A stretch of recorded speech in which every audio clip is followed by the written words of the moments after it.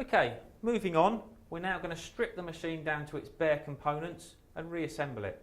It's quite straightforward. I'll take you through each piece one at a time. The lid pops off the top. It sits on 4 lugs in the corners, so rest it on the lugs and push the lid back down like this. The lid also has some very useful information. Over here we've got all the floor settings for your slider switch.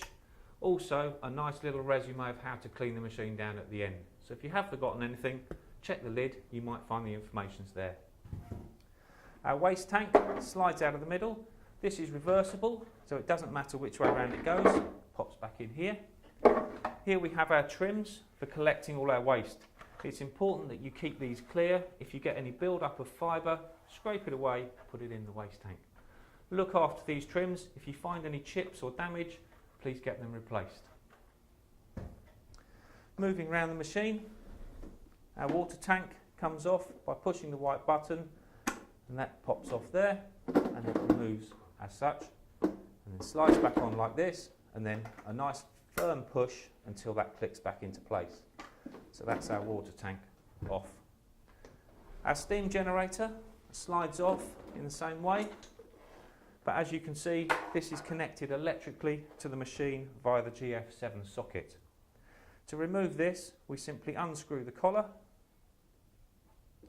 and pull it apart.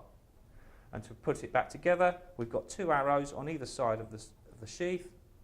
Move that across and then do your collar back up. It's important to note that now, if you use the machine with any standard tanks, we now have a live 240 volt socket at this point. This is what we have this cap for. This comes over the top, screws on to make that safe. Okay. To take your brushes off, we need a 6mm Allen key. I always store mine here on the outside of the handle. And then unscrew the 2 bolts of the brush support.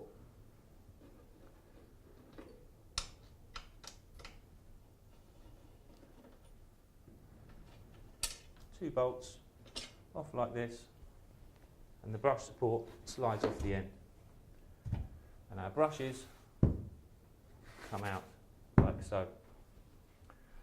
It's important to note that when you put the brushes back on, that they slide nicely onto the brush support. If they don't go on, please don't bang them on, because you will damage the splines. Just a little twiddle of the brush support here until it slides nicely into place. And always put your brushes on first, and then the brush support to follow.